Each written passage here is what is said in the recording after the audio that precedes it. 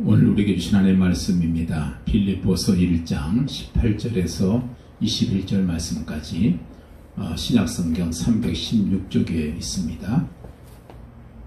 빌립보서 1장 18절에서 21절 말씀까지 우리 믿음으로 합독하도록 하겠습니다. 그러면 무엇이냐? 그 치료로 하나님 하나 참으로 하나 무슨 방도로 하든지 전파되는 것은 그리스도니 이로써 나는 기뻐하고 또한 기뻐하리라.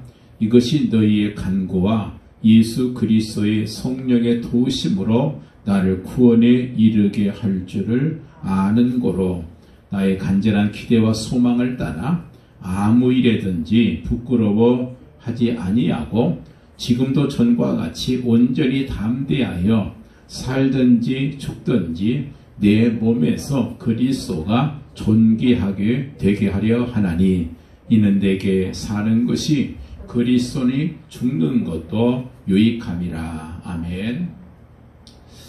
우리 사람에게 있어서 가장 귀한 것이 있다고 하면 그것은 바로 소망이 있다는 것입니다. 내 현재 상태가 어떻든지 아무리 절망적이고 아무리 어렵고 실패 가운데 있고 질병 가운데 있고 고통 가운데 있다 할지라도 우리에게 소망이 있다고 하면 그것을 충분히 이길 수가 있습니다. 저희 아버님 때문에 요양병원에 좀 자주 갔었는데 거기 가면은 정말 그 중환자실에 정말 아무 소망이 없이 그렇게 누워 계시는 많은 그런 그 어르신들을 볼 때 참 안타까운 마음이 있었습니다. 저렇게 누워 계시더라도 언젠가는 일어나서 밖에 다니면서 열심히 뛰놀 수 있고 또 다닐 수 있다고 하는 그런 소망만 있다고 하면 얼마든지 거기 누울 수 있겠지요. 그렇지만 거기 계신 분들은 되게 어떻습니까? 거의가 다 소망이 없어요. 그저 죽을 날만 기다리는 그런 그 모습을 봤을 때 참 너무 안타깝다. 그런 생각을 해봤습니다. 오늘 보면은요, 그 빌립보서인데 바울이 그의 말년에 빌립보 교회에 보낸 바로 편지입니다. 이 본문에서 바울은 자기의 간절한 기대가 있고 소망이 두 가지가 있다고 그렇게 말씀하고 있습니다. 여러분, 소망이 있다는 것은 좋지만은 그 소망이 어떤 소망에 따라서 완전히 달라질 수 있어요. 근데 바울의 소망은 뭐였냐면 두 가지인데, 첫째는 좀 소극적인 것으로서 아무 일에든지 부끄럽지 아니하는 사람이 되길 원한다. 내가 어떤 부분이든 부끄러움이 없는 사람을 살고 싶다. 이게 소망이었어요. 그리고 두 번째 소망은 좀 더 적극적인 표현으로서 온전히 담대하여 살든지 죽든지 내 몸에서 그리스도가 존귀하게 되게 하는 삶을 사는 것이 나의 두 번째 소망이다. 이렇게 말씀해요. 참 바울 같은 그런 바울다운 바람이기도 하고 소망이기도 하고, 바로 이것은 우리 그리스도를 따르는 모든 우리 성도들이 가져야 할 그런 기대와 소망이 아니겠습니까? 소망이 다 있겠지요. 그러나 그 소망이 뭐에 따라서 정말 이 세상 사람들, 숨을 쉬고 사는 사람들을 대별하게 되면 적어도 세 종류의 사람으로 우리는 나눌 수 있을 것입니다. 그 첫 번째 사람은, 저 사람은 차라리 이 땅에 태어나지 않았으면 더 좋을 텐데, 이 땅에 차라리 태어나지 않았으면 훨씬 더 좋을 텐데, 그런 사람들이 세상에 많이 있잖아요. 가룟 유다 같은 사람들, 아니면 히틀러 같은 사람들, 아니면 네로 황제 같은 사람들, 정말 이 사회와 이웃에게 엄청난 그만 해를 끼치고 돌아간 그런 사람들이 있습니다.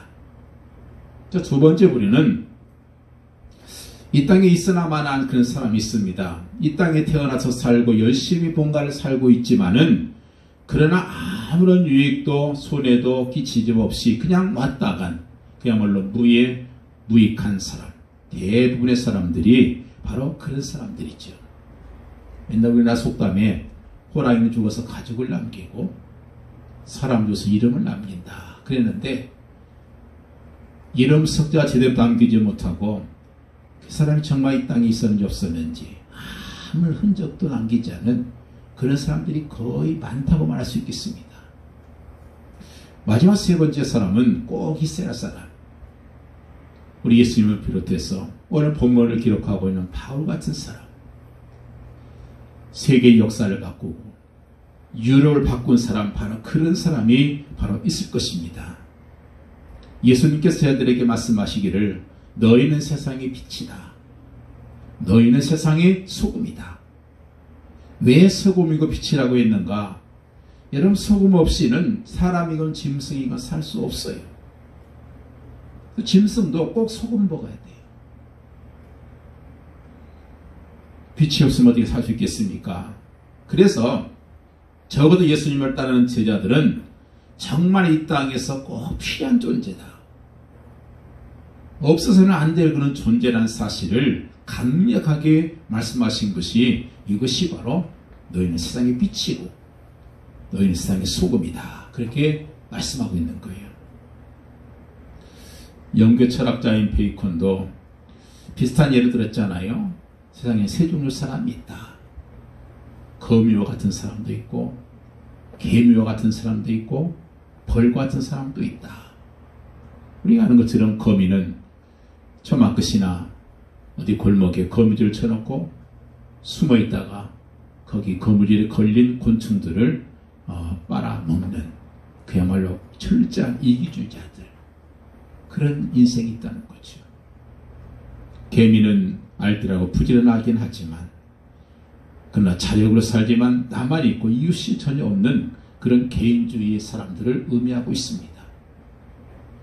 그러나 벌들은 있고 좁고 날아다니면서 종자를 퍼치고 또 달콤한 꿀을 모아서 또 공동으로 생활을 영위하는 그런 아름다운 천선 가진 미모를 그렇게 표현하고 있는다고 볼 수 있습니다.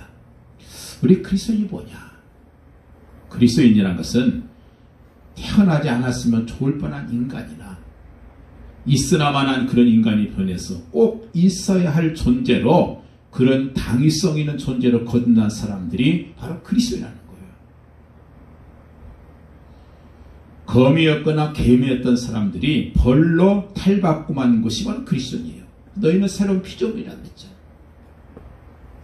이렇게 거듭나고 이렇게 탈바꿈한 그리스도에게는 적어도 소원이 있어야 돼요. 중요한 소원이 있어야 되는 것입니다. 왜냐? 우리 인생은 단 한 번뿐이에요. 두 번 다니지 않습니다. 그래서 일생이라고 말하잖아요. 한 번뿐 인생. 그리고 또 인생은 그렇게 길지 않습니다. 짧은 인생이기 때문에 그냥 아무렇게나 되는 대로 그렇게 살 것이 아니고, 분명한 목적을 가지고 의미 있는 순간순간을 살아가는 것이 하나님께서 가지신 소원인 것이죠. 자, 그렇다면 바울이 가졌던 첫 번째 소원, 좀 소극적인 소망이긴 하지만 아무 이래거든지 부끄럽지 아니한 사람이 되는 것이다. 부끄럽다는 감정은 언제 가져요? 되게 두 경우가 생깁니다. 첫째는 내가 꼭 해서는 안 될 일을 행했을 때, 뭔가 잘못을 저질렀을 때, 그랬을 때 우리는 부끄러운 감정이 생기겠죠.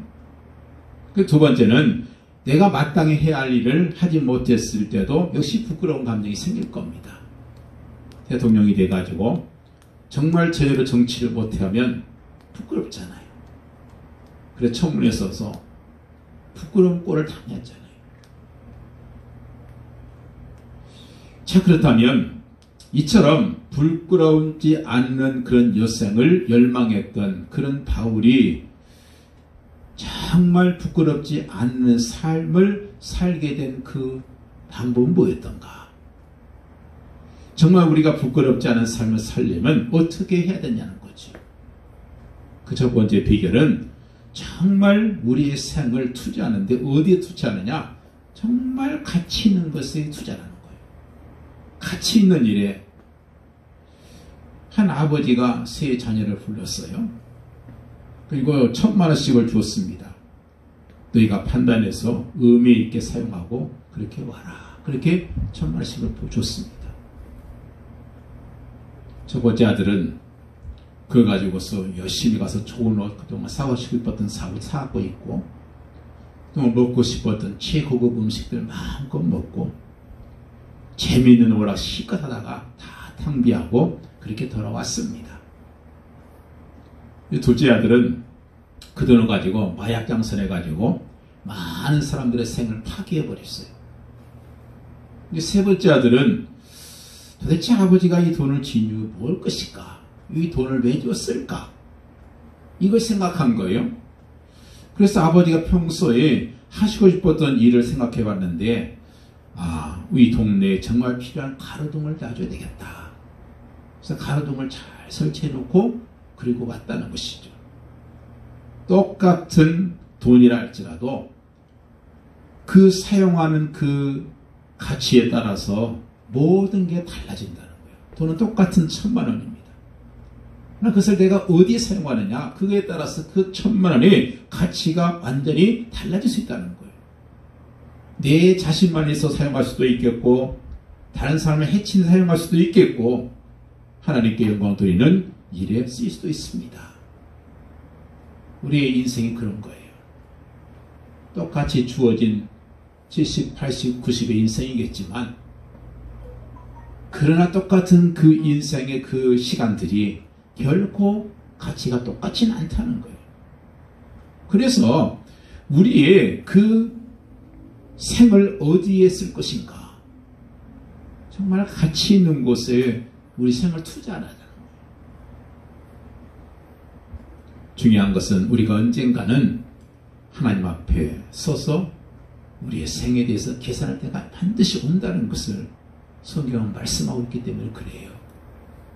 정말 우리에게 부활이 있고, 정말 우리에게 내세가 있고, 우리에게 정말 천국이 있다고 하는 그 소망이 넘칠 때에 우리의 삶은 결코 부끄럽지 않은 그런 삶을 살 수가 있을 것입니다.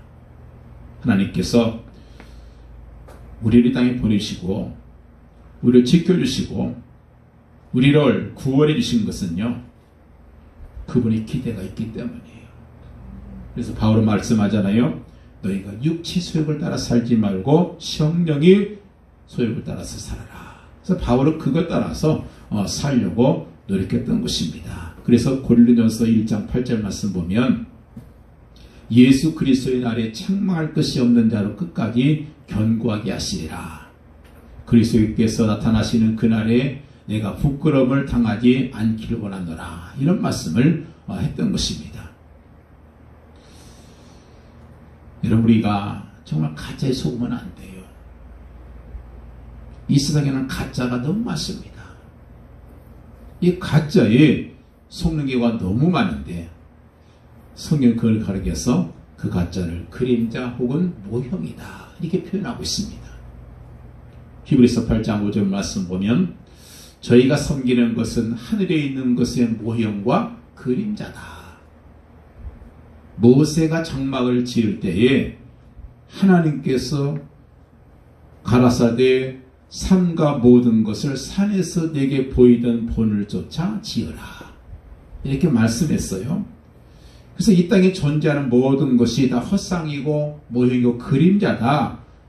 왜 그렇습니까? 그것은 영원하지 않기 때문에 그게 모형이라는 거예요. 모형과 그림자가 멋있으면 얼마나 멋있겠어요. 로마서 1장 20절에 말씀하잖아요. 창세로부터 그의 보이지 아니하는 모든 것들 곧 그의 영원하신 능력과 신성이 그 만드신 만물에 분명히 보여 알게 되나니 그러므로 저희가 핑계하지 못할지니라. 그런 말씀합니다. 이 세상에 보이는 모든 만물이 뭐냐? 이 만물을 자세히 살펴보면은 그 피조물 속에는 하나님의 영원하신 능력이 숨겨져 있다는 거예요. 하나님의 그 영원하신 신성이 거기에 담겨 있다는 것입니다. 그래서 자연을 보든 풀 한 포기, 꽃 한 포기를 보든 사람을 보든 세상이 돌아가는 역사를 보든 모든 것 속에 하나님의 능력이 있고 거기에 신성이 숨겨져 있다는 거예요. 그걸 볼 줄 알아야지. 그저 숨겨진 그것만 보고서 그 속에 숨겨진 하나님의 능력을 보지 못한 사람은 어리석은 사람이라는 거예요. 마태복음 23장 9절 말씀 보면, 땅에 있는 자를 아버지라 하지 말라. 너희 아버지는 하나이니 곧 하늘에 계신 자니라. 이런 말씀합니다. 땅에 있는 이 땅의 아버지도 아버지가 아니고 어머니도 어머니가 아니라는 거예요. 진짜는 따로 있다는 거예요. 심지어 내 가족도 내 가족이 아니에요. 부부가 뭐겠습니까? 이 땅에 존재하는 날 동안만 함께 사는 것이 부부예요. 자식도 부모도 마찬가지입니다. 진짜가 아니에요. 동물의 한국 보니까 표범이 새끼를 낳습니다. 정말 최선을 다해서 그 새끼를 돌봐요. 1년 동안만. 그래서 그 새끼가 정말 이 혼자 살 수 있도록 열심히 사냥법도 가르쳐주고 보여주면서 이렇게 하는 것이다 보여주는 거예요. 근데 1년이 딱 되니까 자기 새끼가 사냥하려고 숨어있는 어미를 모르고 쏜 것 하나 가지고 사냥을 실패했어요. 그러니까 화가 나니까 그 어미가요 새끼의 눈을 갖다가 칼켜버려가지고 한쪽 눈을 멀게 만들어서 쫓아내버리더라고요. 그걸로 끝이에요. 너희는 이 땅에 너희를 위하여 보물을 땅에 쌓아두지 마라. 거기는 좀과 동력이 해하며 도적이 구멍을 뚫고도 도적질 않으니라. 오직 너희를 위하여 보물을 하늘에 쌓아두라. 거기는 좀이라 동력이 해하지 못하며 도적이 구멍을 뚫지도 못하고 도질지도 못하느니라. 이 땅에 있는 보물, 재물도 그게 진짜가 아니라는 거예요. 착각하지 말라는 것입니다. 물질 내 거 아니에요. 내 거 없습니다. 그 청정일반 사실 이걸 잊지 않는 것이 이게 우리 지혜로운 삶이고 사람들은 거기에 목숨 걸잖아요. 거기에 목숨 걸고 사는 사람이 얼마나 많습니까? 근데 자기 거 아니에요. 마태복음 6장 22절 말씀 보면 눈은 몸의 등불이니 그러므로 네 눈이 성하면 온몸이 밝을 것이고 네 눈이 나쁘면 온몸이 어두울 것이니 그러므로 네게 있는 빛이 어두우면 그 어둠이 얼마나 하겠느냐. 한마디로 말해서 영적인 눈을 좀 떠라는 거예요. 육신의 눈도 어두우면 얼마나 답답하겠어요. 근데 영적인 눈을 떠야 된다는 거예요. 다시 말해서 영적인 눈 떠져서 가짜를 들어서 목숨 걸지 말라는 거예요. 진짜 복음, 진리 이걸 발견하고 그걸 발견해서 영안이 열려야 된다는 거죠. 눈이 나쁘면 온몸이 어두워지듯이 영안이 어두워지면 그 인생이 헤맬 수밖에 없어요. 엉뚱한 것 가짜 찾아서 그림자 따라서 화상 따라서 영원하지도 않는 그런 물질 따라서 방황하다가 마치 소경처럼 결국 망하는 것, 이거 비참한 것이니까 영적인 눈이 떠져라. 그러므로 내가 너에게 이르노니 목숨을 위하여 무엇을 먹을까? 무엇을 마실까? 몸을 위하여 무엇을 입을까? 염려하지 마라. 공중의 새들도 새를 보라. 심지도 않고 거두지도 않고 창고에 모아 들이지도 아니하되 너희 천부께서 기르시지 않느냐. 너희가 이것들보다 귀하지 아니하냐. 너희가 또 의복을 위하여 염려하느냐. 들의 백합화가 어떻게 자라는가 생각해봐라. 수고도 않고 길쌈도 하지 않느니라. 오늘 있다가 내일 아궁에 던지는 들풀도 하나님께 이쁘시거든 하물며 너일까 보냐. 믿음이 적은 자들아. 그러므로 염려하여 이르기를 무엇을 먹을까 무엇을 마실까 무엇을 입을까 하지 마라. 이는 다 이방인들이 구하는 것이라. 너희 천부께서 이 모든 것이 너희에게 있어야 할 줄을 아시느니라. 너희는 먼저 그의 나라와 그의 의를 구하라. 그리하면 이 모든 것을 너희에게 더하시리라. 여러분 묻습니다.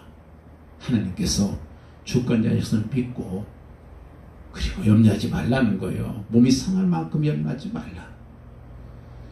우리 인간은요 영적인 존재예요. 하나님의 형상을 닮은 영적인 존재입니다. 그래서 하나님 은혜로 살아가도록 그렇게 지음받은 존재라는 사실, 그걸 잊지 말아야 돼요. 이 땅에 살다가 잘 먹고 잘 입고 잘 놀다가 다시 돌아갈 존재를 그렇게 이 땅에 보내신 존재가 아니라는 거예요. 우리 인간이 얼마나 귀한 존재입니까? 하나님의 형상을 따라 지음받은 존재들이잖아요. 다른 피조물과는 다른 존재라는 거예요.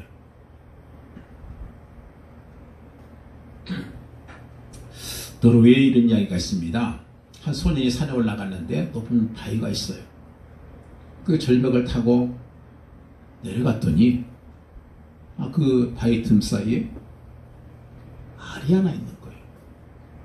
그래서 그거를 가지고 집에 와서 그 거위가 그 알 품고 있는데 거기다 살짝 액십을 맞았어요. 근데 나중에 거기서 새끼가 부화됐어요. 근데 다른 거위 새끼와는 좀 모양도 다르고 그렇잖아요. 거위들은 새끼 얼마나 이뻐요. 병아리 새끼 이쁜 것처럼 이쁩니다. 근데 이거는 모양도 시커멓게 생겨가지고 거기다가 우는 소리도 깨끗기도 아니고 뭔가 좀 이상한 소리 내고 발가락도 좀 뭔가 좀 거위와는 완전히 다른 그런 모습인 거예요. 근데 이제 어느 정도 자랐을 때 커다란 독수리 한 마리가 공중에서 뱅뱅 돕니다. 그러다 점점 내려왔어요. 거위 새끼들이 열심히 도망갑니다.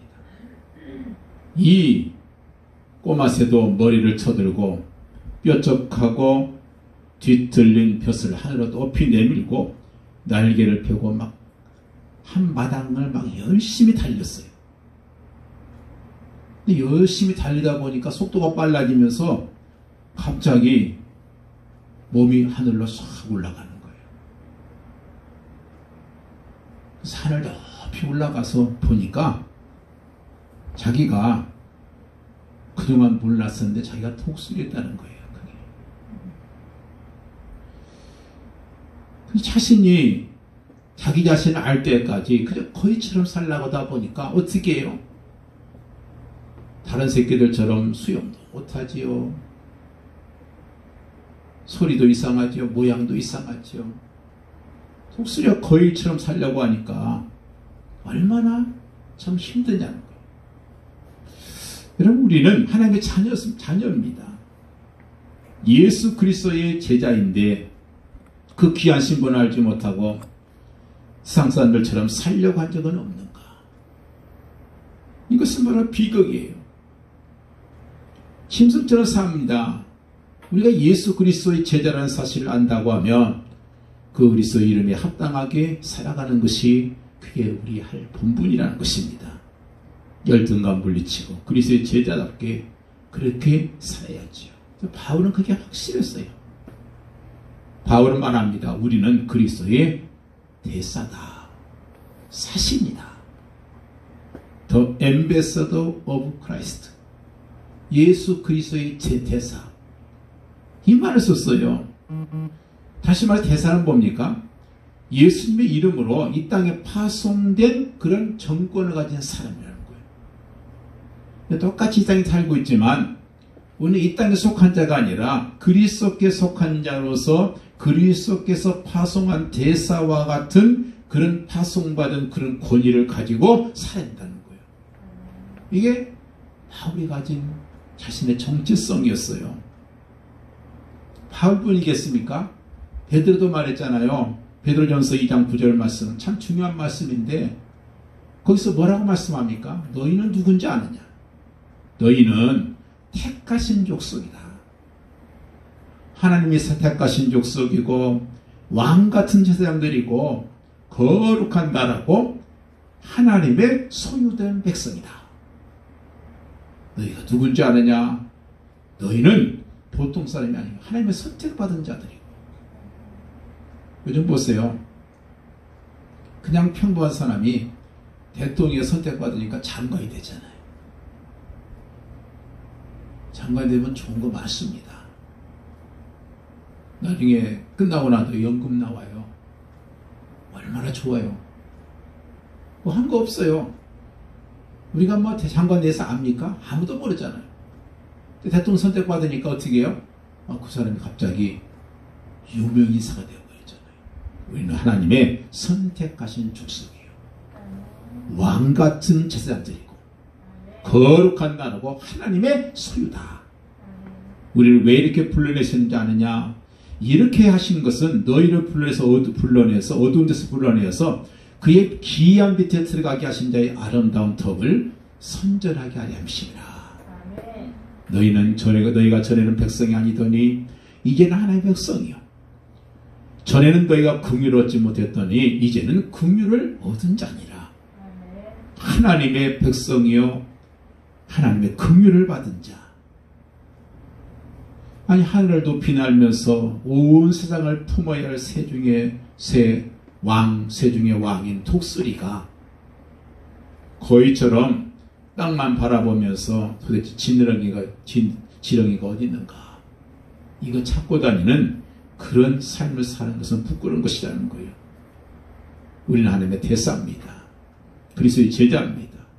그리스도 이름의 권세와 능력을 소유한 존재다라는 거예요. 그래서 이 그리스도 이름을 가른다고 하는 것은 엄청난 특권이자 동시에 엄청난 책임이 수반돼요. 예수 그리스도는 하나님이시잖아요. 그분께서 우리를 돌아가셨다는 거예요. 그래서 우리는 그분의 이름으로 권위를 갖게 됐다는 거예요. 엄청난 겁니다. 그렇기 때문에 우리가 말하는 거, 행동하는 거, 모든 것은요, 예수 그리스도 이름과 연결이 돼야 돼요. 우리의 말과 행하는 것, 그것은 다 그리스도의 이름을 나타내는 자가 돼야 되고, 반드시 예수님의 이름을 통해서 하나님의 영광을 드러내고 그렇게 행하고 말해야 된다는 것을 말씀하고 있습니다. 자, 그런데 사단은요, 계속 우리에게 뭐하냐? 그냥 먹는 문제, 육신의 문제, 세상적인 일, 여기에 완전히 몰두하도록 그렇게 만들어버립니다. 그래서 거기에 넘어가서 시험에 들어서 빠진 사람들이 아담과 하와 있어요. 예수님이 똑같이 시험하잖아요. 먹는 문제, 명예심, 그리고 세상적인 일들. 이걸로 사단은 지금도 역사하고 있습니다. 그렇습니다. 우리가 부끄럽지 않은 인생을 산 비결은 가짜를 찾아서 헤매지 말고, 왜냐? 결국 마지막에 후회할 것이니까. 진리에 목숨 걸린다는 거예요. 그리고 육신적인 일에만 목숨 걸지 말고 영적인 일에 목숨을 걸고, 돌아가서 잠시 있을 헛것만 바라보지 말고 영원한 세상을 바라보는 그런 소망의 눈을 소유하자는 거예요. 그것이 바로 우리 인생을 가치 있는 것에 투자는 바로 그 비결인 겁니다. 또 하나, 부끄럽지 않던 삶을 사는 두 번째 비결은요, 자기 사명을 깨달아야 돼요. 거기에 소명에 충실해야 됩니다. 사람이 해야 할 걸 못하게 되면 부끄러움이 생기잖아요. 예수님께서 그런 말씀했어요. 나와 내 말을 부끄러워하면 나도 아버지 영광으로 올 때에 그 사람 부끄러워할 것이다. 여러분, 예수 그리스도 복음, 이것은 절대로 우리가 부끄러워할 것이 안 돼요. 자랑할 것이란 말이에요. 근데 이 복음과 그의 내용인 그리스도를 예수님을 부끄러워하는 것은 부호받은 신자로서 가장 부끄러운 모습이라는 거예요. 자기 세명, 삶이 뭐겠습니까? 그리스도의 제자니까 그리스도를 다녀야죠. 그리스도의 대사란 말 썼잖아요. 대사는 뭐하는 존재입니까? 대사는요, 대통령의 권위와 모든 걸 위헌받아서 그 다른 나라에 가서 거기에서 그 대통령이 해야 될 일을 대신하는 거예요. 그 나라를 위해서, 그 대통령을 위해서 모든 일을 하는 것이 그게 바로 대사입니다. 자기 마음대로 자기 유익을 사는 것이 아니에요. 내가 예수님의 대사다. 바로 그리스도를 나타내고 자랑하는 그런 모습이 됐다는 거죠. 근데 바울은요, 다메섹 항에서 주님을 만난 뒤로 그의 삶의 목적을 딱 그렇게 정했어요. 감옥에 가서도요, 사명을 위해서 살기로 했습니다. 그래서 만약에 바울이 무죄로 석방된다면 그는 계속해서 사도의직을 임무를 감당해야 할 것이고, 반대로 거기 사형 선고를 당해서 죽는다고 해도 그저 확고한 신앙과 찬송을 가지고 주님께 가는 거였어요. 그게 바울의 삶이었던 것입니다. 잠 못 이루는 밤을 위하여는 책을 쓴 칼 히틀이란 분이요, 이런 말을 썼어요. 사명을 깨닫는 날이 인생의 최고의 날이다. 내가 왜 땅에 왔는지, 이 사명을 깨닫는 날이 내 인생의 최고의 날이라는 거예요. 하나님의 영광을 위해서, 그리스도를 위해서 살아가는 그 삶, 얼마나 아름답고 그리고 보람 있는 삶이겠습니까? 왜냐하면 우리 모두는 다 그리스도의 심판대 앞에 드러나 각각 선악간의 그의 몸으로 행한 것을 따라 받게 될 것이라고 고린도후서 5장 1절에 말씀하고 있기 때문에 그렇습니다. 자, 두 번째로 사도 바울의 또 한 가지 소원이 있다고 그랬죠. 그것은 적극적인 면에서 내가 살든지 죽든지. 다시 말해서 오늘 빌립보서는 여러분 옥중서재이잖아요. 감옥에서 지금 쓴 겁니다. 로마 감옥에 갇혀서. 그 말은 무슨 말이냐면요. 내가 여기서 무죄 석방을 받고 나갈 것인지 아니면 내가 여기에서 사형 선고를 받고 죽을 것인지 그 말이에요. 내가 살게 되든 죽게 되든 내가 무죄 석방되든 아니면 사형 선고를 받아 죽든 오직 내 몸으로 그리스도를 존귀하게 하는 일에 나의 남은 생을 바치기를 원한다. 이게 그 두 번째 소명이었어요. 오직 예수님만 높이고 오직 예수님만을 자랑하고 복음만을 증거하며 살다. 그 다음에 그것 때문에 순교하잖아요. 왜 우리가 주님을 살아야 되는가? 우리 주님께서 우리를 영원히 죽을 죄에서 구속해 줬잖아요. 구원해 주셨잖아요. 우리의 십자가에서 고난을 당하신 주님, 그 주님은 우리가 구하는 양식보다 훨씬 더 구하고 더 귀하고 더 소망이 있다는 거죠. 바울에게 있어서 산다고 하는 것은요, 그건 무슨 말이냐면 그의 몸으로 산 제물이 되어서 주님께 봉사하는 기회가 됐다. 그것이 사는 의미예요. 내가 산 제물이 되어서 주님께 봉사할 수 있는 기회를 내가 받았다. 이것이 그가 사는 거예요. 또 죽는 것은 보세요. 설탕 죽는다고 해서 제물이 되어서 숨겨서 하나님께 그리스도에게 영광을 돌리게 된다. 이 두 가지가 그래서 그는 살든지 죽든지 죽는 것도 유익합니다. 이런 말씀을 쓰고 있습니다. 그래서 우리는요, 이 사람이라고 하면 이 생사관이 확실해야 돼요. 예수님은 생사관이 참 확실한 분이었어요. 요한복음 8장 14절에 보면은요, 나는 내가 어디서 오며 어디로 가는 것을 안다. 이런 말이 있었어요. 참 대단한 말이죠. 나는 어디서 왔는지 알고 어디로 가는지도 안다. 내가 이 땅에 온 것은 내가 왜 온 목적이 무엇인가를 분명히 알고 있다는 거예요. 그의 사명이 뭐였습니까? 내가 온 것은 잃어버린 자를 찾아 구원하고자 함이라. 이것이 예수님께서 오신 목적이라는 거예요. 죽음에 대해서도 뭐라고 말씀합니까? 죽음이라는 것은 다른 거 아니다. 밀알 하나가 땅에 떨어져 썩은 것이 죽음이다. 그래서 얻어지는 30배, 60배, 100배의 결실을 맺는 것이 바로 죽음의 의미다. 주님께서 죽음을 새롭게 해석을 해버립니다. 근데 바울도 역시 마찬가지예요. 이 생사관이 아주 분명합니다. 오늘 말씀 보면 살든지 죽든지 내 몸에서 그리스도가 존귀하게 되는 것이다. 그리고 내가 사는 것이 그리스도니 내가 사는 것은 내 안에 그리스도가 사는 것이다. 그러니 내가 죽는 것도 유익하다. 우리 사람은요, 그저 어떤 철학자들의 얘기처럼 그냥 이 땅에 그냥 던져진 존재가 아니에요. 의미 없이 던져진 존재. 그렇게 사는 사람들이 많습니다.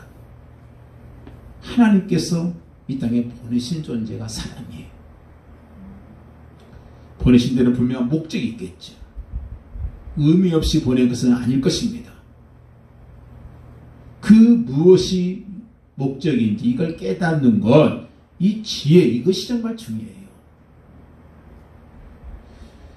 이 세상을 위해서 사는 자는 이 세상과 함께 더불어 멸망할 것이고 길이요 진리요 생명이신 그리스도에서 사는 자는 그로부터 썩지 아니하는 영생이 주어질 것이다.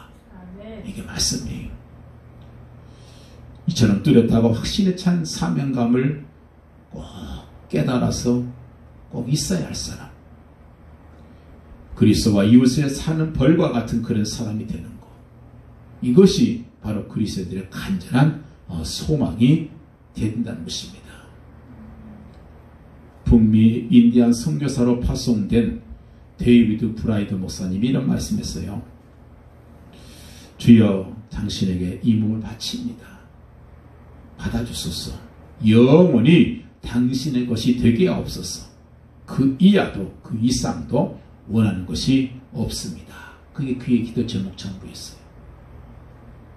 그 이상도 이하도 없습니다.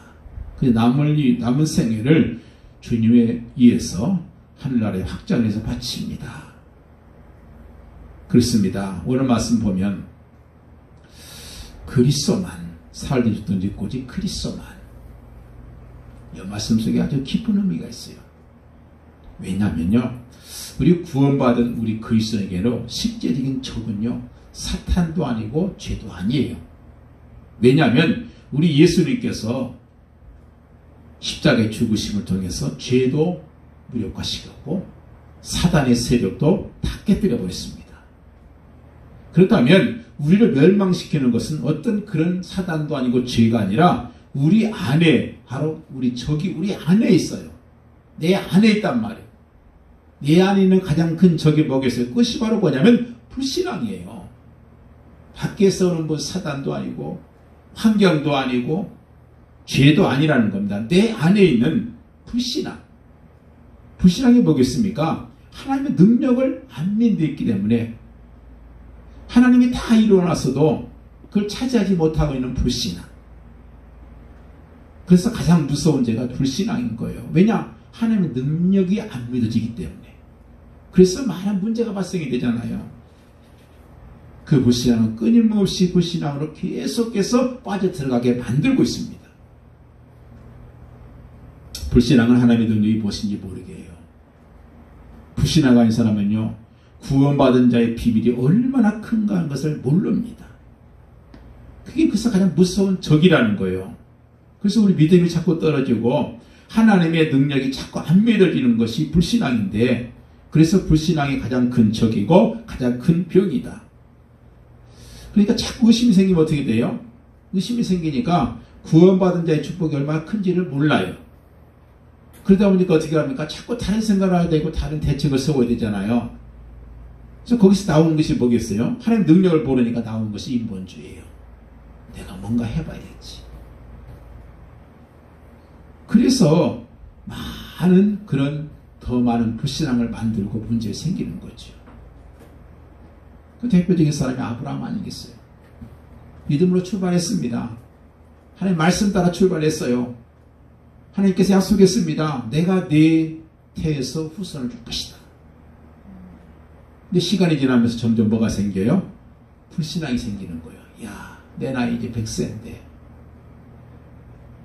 사라 나이 90세인데 뭐 거기서 애가 나오겠냐.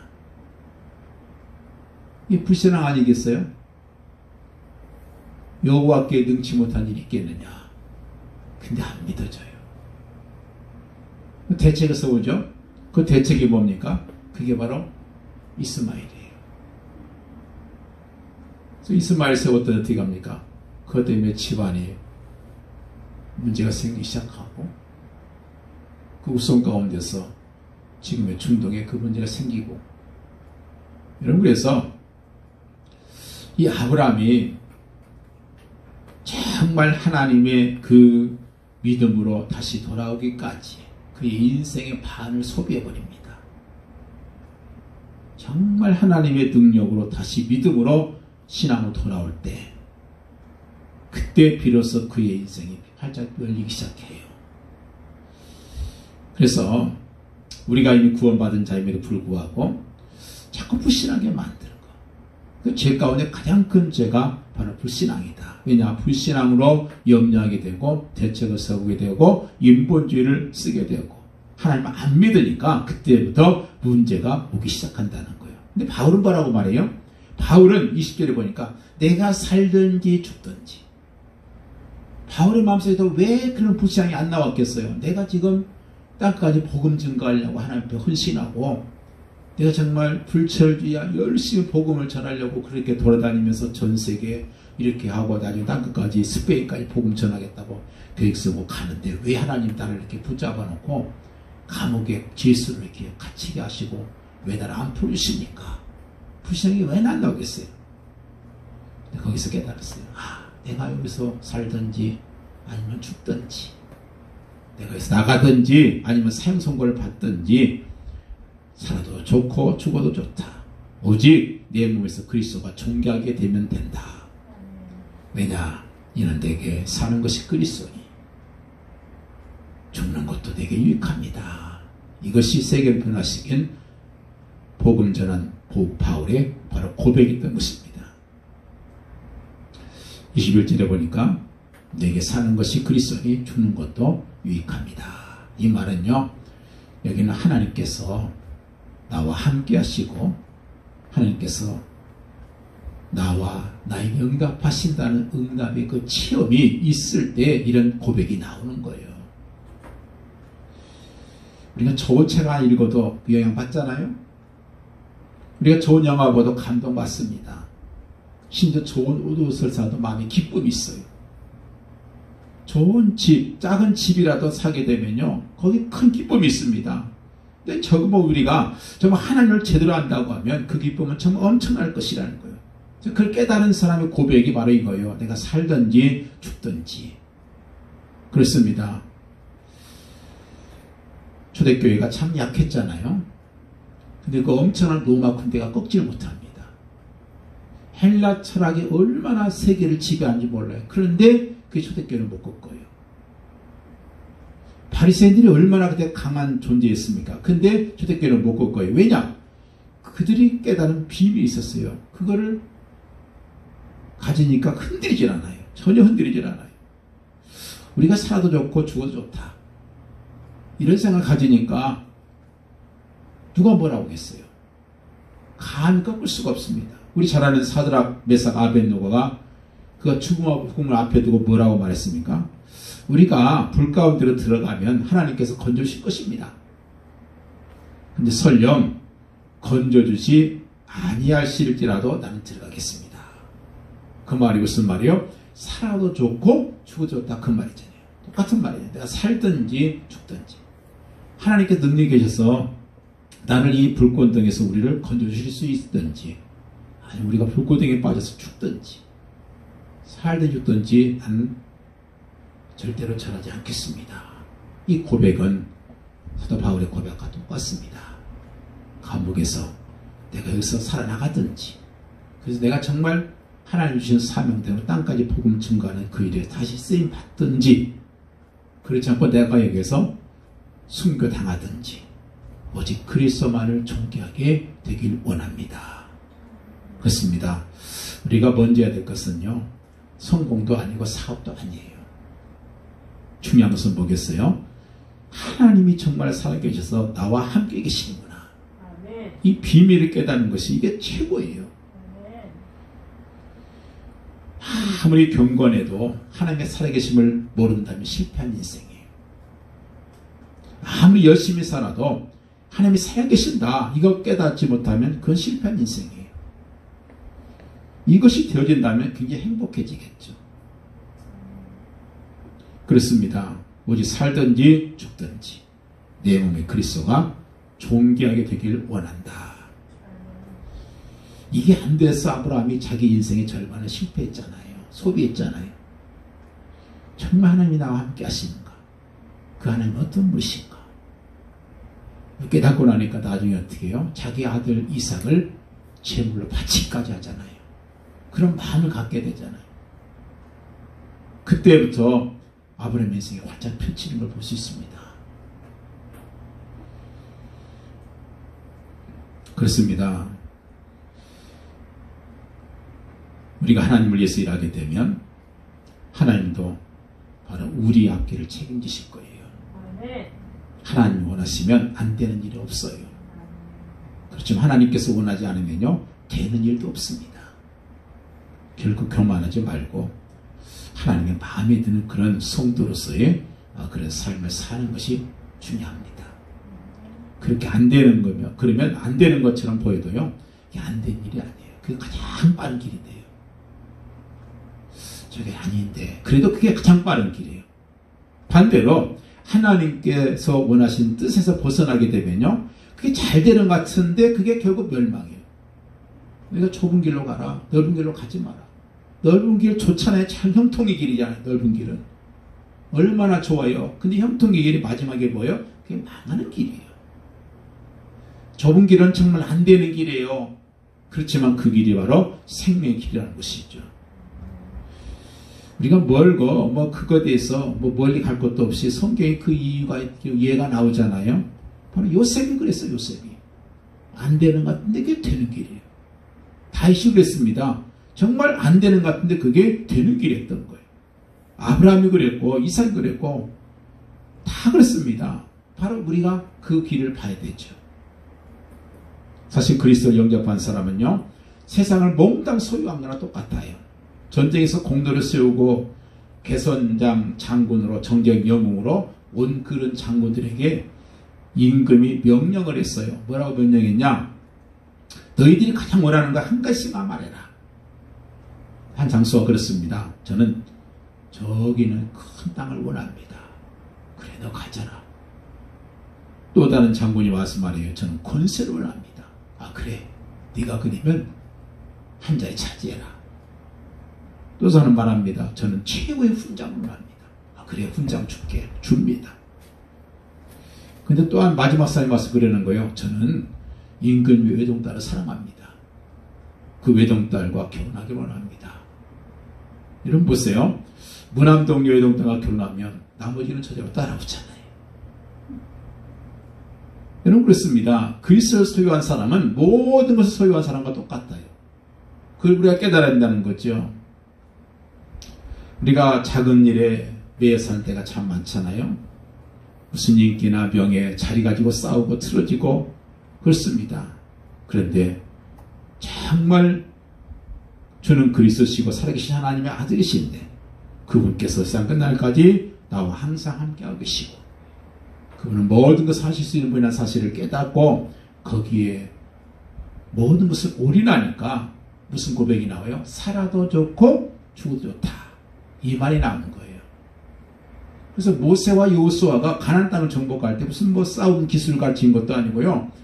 여호수아에게 뭘 제일 먼저 말씀합니까? 내가 너와 함께 하겠다. 내가 너와 함께 한다는 사실을 잊지 마라.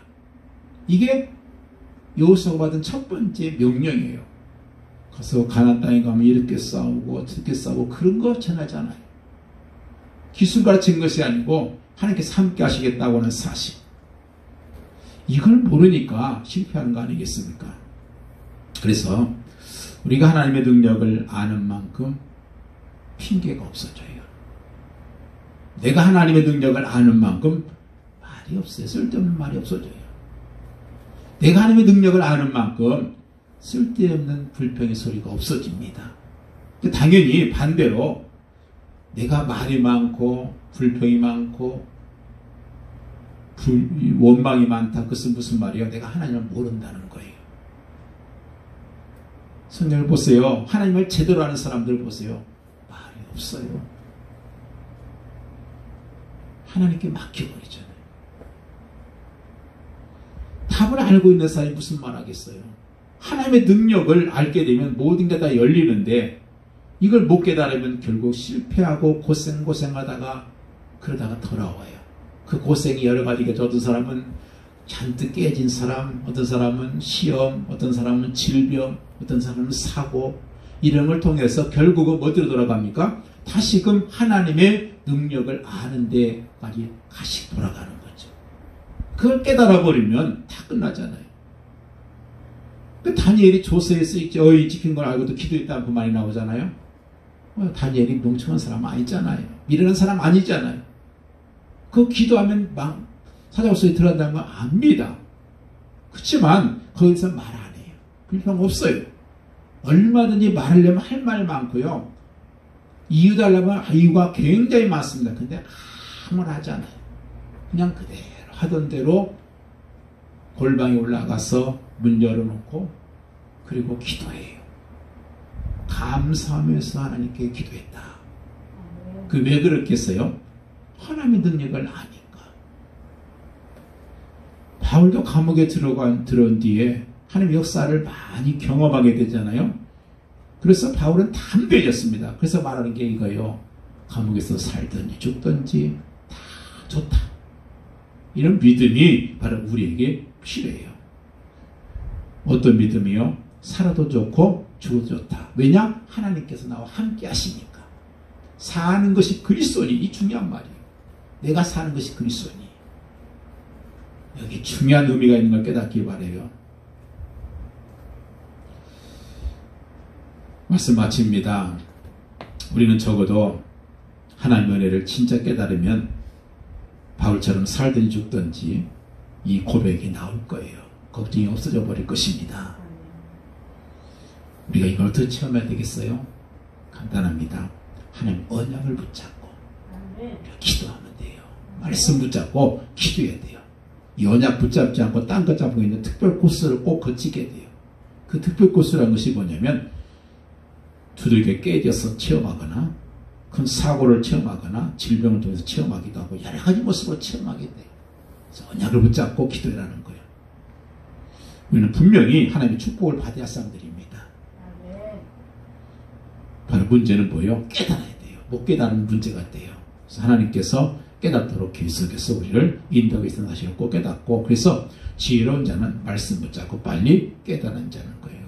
그래서 말씀 듣고 말씀을 깨닫고 성령의 감동으로 깨달았어. 주님은 지금도 살아계시고 지금도 역사하고 계시고 기도하면 응답이 온다는 사실을 우리가 깨달았을 때 우리는 살더니 죽든지 이래도 좋고 저래도 좋다. 주님께서 나와 함께 하시니 나는 제일 좋은 것을 가졌다. 제일 좋은 거 가진 사람은요, 다른 사람이 뭔 얘기해도 귀가 안 쏠리지 않아요. 내가 가장 좋은 걸 갖고 있는데 다른 사람들이 뭐 자랑해봐야 그게 뭐겠어요? 의미가 없어요. 그잖아요? 무슨 의미가 있겠어요? 내가 제일 좋은 다이아몬드를 갖고 있는데 다른 사람이 자기 거 자랑하면 거기에 우리가 질투가 납니까? 아시잖아요. 우리는 가장 좋은 복음을 가진 자고 가장 큰 것을 가진 자이고, 그렇기 때문에 그것을 깨닫고 정말 바울의 이 고백, 살든 죽든지 오직 내게 모든 것이 유익합니다. 이 고백이 나올 수 있게 되길 예수 이름으로 간절히 축원을 드립니다. 기도합니다. 할렐루야. 아버지 감사합니다. 바울이 감옥에서도 깨달은 것, 내가 살든 죽든지 오직 그리스도만이 존귀하게 되기를 원합니다. 이 고백을 했던 것처럼 우리의 고백도 그런 고백이 되도록 하셨어.